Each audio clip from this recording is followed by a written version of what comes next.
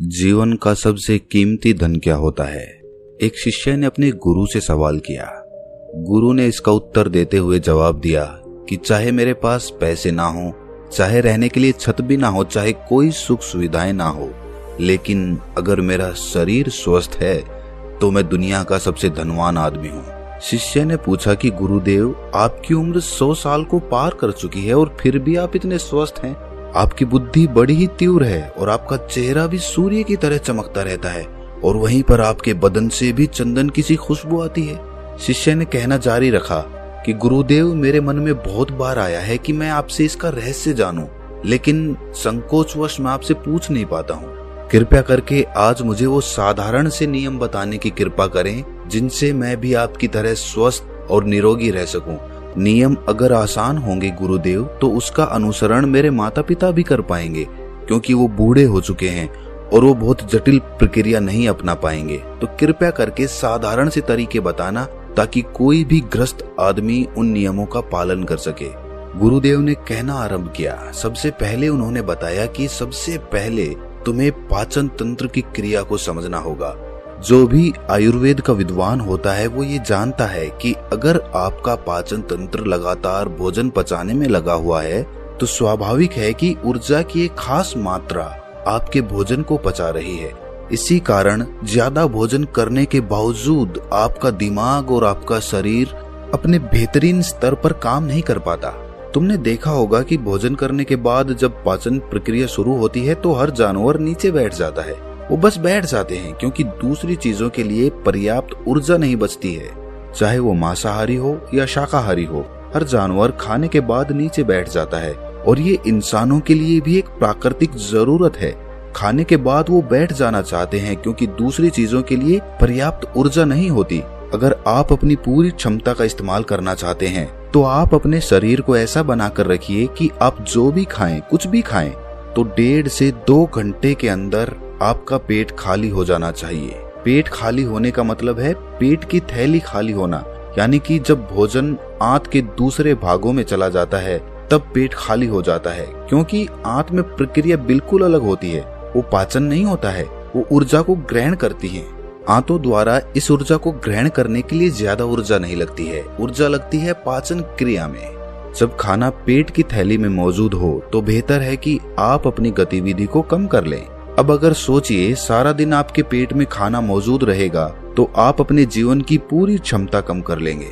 आप खुद देखिए कि जब आपके पेट में खाना मौजूद होता है तब शरीर कैसा महसूस करता है और जब पेट खाली होता है तब शरीर कैसा महसूस करता है। आप खुद पाएंगे कि आपका शरीर और आपका दिमाग तब बेहतरीन रूप से काम करता है जब आपका पेट खाली होता है। इसका एक पहलू और है। देखिए, हम सब जानते हैं कि हमारा शरीर हर समय नई कोशिकाएं बनाता रहता है और पुरानी कोशिकाएं खत्म करता रहता है, जिससे हमारे शरीर का शुद्धिकरण होता रहता है। लेकिन जब भोजन हमारे पेट में होता है, यानी कि हमारा पेट जब खाली नहीं होता, तो ये शुद्धिकरण 80% कम हो जाता है। वो सारी गंदगी जो शरीर से अपने आप बाहर निकलती थी, अब वो निकलनी बंद हो जाएगी, जो कुछ समय बाद आपके लिए तरह तरह की समस्याएं पैदा करेंगी। देखिए, योग में पेट का हमेशा साफ रहना बहुत ही महत्वपूर्ण होता है। किसी भी पारंपरिक प्रणाली में अगर आप देखेंगे तो आप पाएंगे कि जब भी आप किसी आयुर्वेदिक डॉक्टर या किसी वैद्य के पास जाते हैं तो सबसे पहले वो आपके पेट की सफाई करते हैं, क्योंकि वो जानते हैं कि आपकी ज्यादातर प्रॉब्लम्स पेट साफ ना होने की वजह से ही है। सिर्फ एक दिन के लिए अपने पेट को पूरी तरह से साफ करने के बाद महसूस करें कि आपको कैसा महसूस होता है। आप अपने अंदर बहुत हल्का और सुंदर महसूस करेंगे। हर दिन आपको इसी तरह महसूस होना चाहिए। आमतौर पर पारंपरिक रूप से घी को पहले निवाले के रूप में खाया जाता है। घी एक चिकनाई वाला पदार्थ है जो पूरी आहार नली को चिकनाई देता है। आपको सबसे पहले इसे ही खाना चाहिए ताकि ये भोजन के प्रवाह को आसान बना दे। जब आप बहुत मसालेदार भोजन खाते हैं तो उसे खाने से पहले आपके भोजन मार्ग पर घी की परत चढ़ाना बहुत अच्छा होता है। घी का महत्व ये है कि ये आहार नली को साफ रखता है।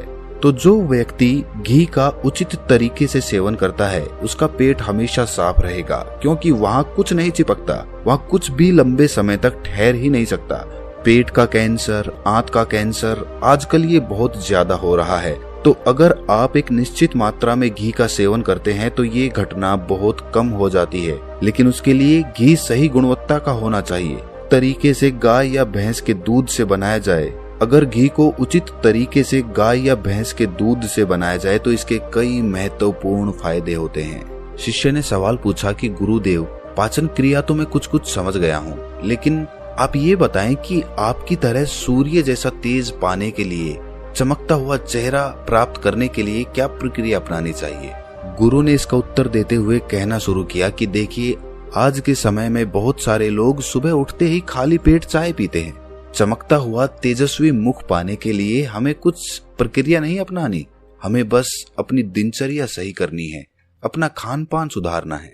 सुबह खाली पेट चाय पीना जहर के समान होता है। वो धीरे धीरे आपके अंदर आपकी आंतों को कमजोर कर देता है। पेट में धीरे धीरे एसिडिटी होने लगती है और अपने आप मन और मस्तिष्क सुस्त पड़ते जाते हैं।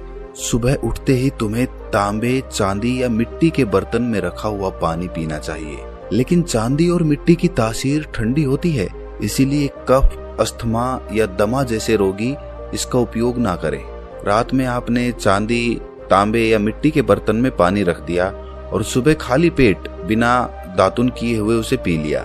शिष्य ने सवाल किया कि गुरुदेव, बिना दातुन किए हुए अगर हम वो पानी पिएंगे तो हमारा बासी थूक हमारे अंदर ही चला जाएगा। गुरु ने उसे बताया कि वो तो अच्छी बात है, क्योंकि बासी थूक औषधि के समान होता है। गुरु ने चेतावनी दी कि देखिए, जिन लोगों को अल्सर, टीबी या निमोनिया है, उन्हें खाली पेट पानी नहीं पीना है। तांबे के बर्तन में रात में रखे हुए पानी में उसके संस्कार मिल जाते हैं, तांबे के गुण उस पानी में आ जाते हैं और वो तांबा हमारे शरीर में जाकर बहुत से लाभकारी फायदे करता है।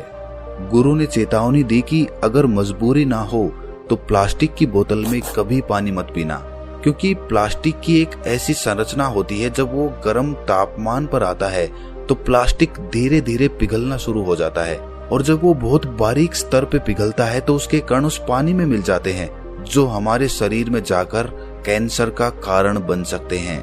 देखिए, ये पानी पीने के बाद, अपना पेट अच्छे से खाली करने के बाद आप आंवला और सब्जियों का रस पी सकते हैं। आप पीने में कुछ लोगों को थोड़ा कड़वा लग सकता है, लेकिन जहाँ पर शरीर को इतने सारे फायदे हो रहे हों, वहाँ पर थोड़ा कड़वापन तो बर्दाश्त किया जा सकता है। गुरु ने बताया कि ये भी सच्चाई है कि हर दिन एक जैसा खाना नहीं खाया जा सकता, तो जिस दिन तुम आंवला और सब्जियों का जूस ना पी सको, रस ना पी सको, उस दिन आपको दही खाना चाहिए। दही बहुत ही बेहतरीन आयुर्वेदिक औषधि के रूप में इस्तेमाल हो सकता है। अगर उसको सही से इस्तेमाल किया जाए तो हमारे शरीर में बहुत सारी बीमारियों को वो जड़ से खत्म कर सकता है। दही की एक पर्याप्त मात्रा लेकर उसमें गुड़ या शक्कर का या मिश्री का मिश्रण जरूर कर लें, ताकि आपको वो दही खट्टा ना लगे।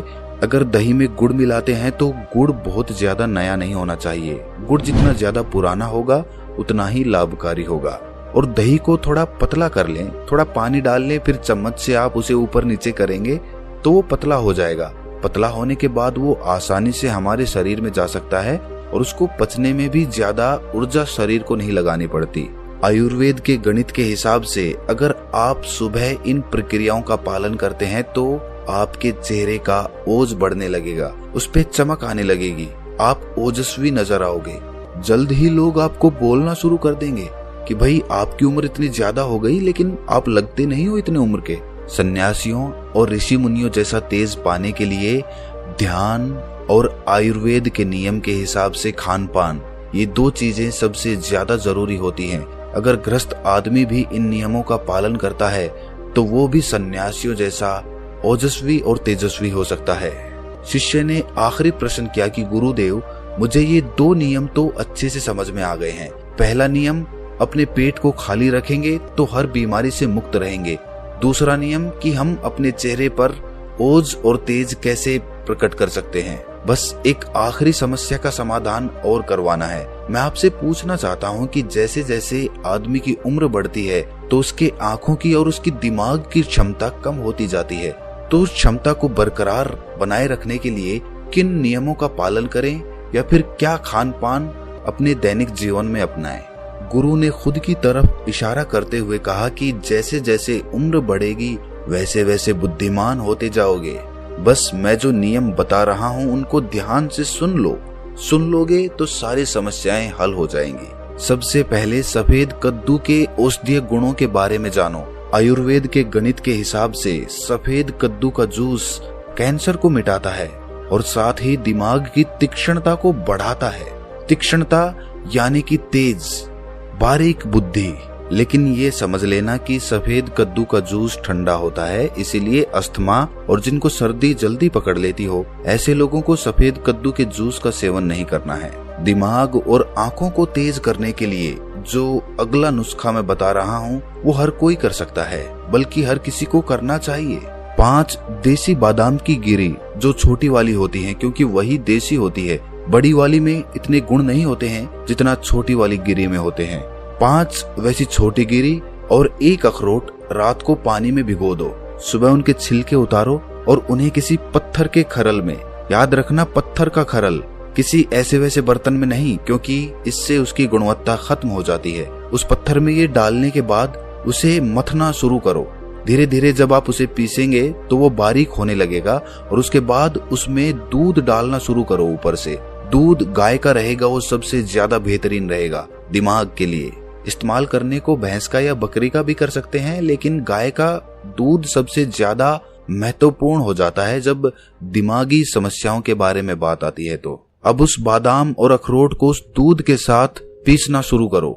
धीरे धीरे जितना आप पीसेंगे उतनी ही उसकी गुणवत्ता बढ़ती जाएगी। अब कुछ लोगों को लग रहा होगा कि दूध के साथ हम बादाम यूं ही खा ले तो, या फिर पत्थर के खरल में पीसने की बजाय उसे मिक्सी में पीस लें तो मैं बताता चलूं कि पत्थर के खरल में उसे पीसने के बाद उसकी गुणवत्ता 100 गुना ज्यादा बढ़ जाती है। अच्छे से गाय के दूध में पीसने के बाद जब आप इसका सेवन करेंगे तो आपकी आंखें और आपका दिमाग, इनके लिए ये बहुत ही लाभकारी रहेगा। जिन लोगों को भूलने की समस्याएं होती हैं, जो छोटी छोटी चीज रख के भूल जाते हैं, जो लोग दिमागी रूप से परेशान रहते हैं, तनाव बना रहता है, चीजों के बारे में ज्यादा सोचते रहते हैं, ऐसे लोगों के लिए ये एक ठंडाई का काम करेगा।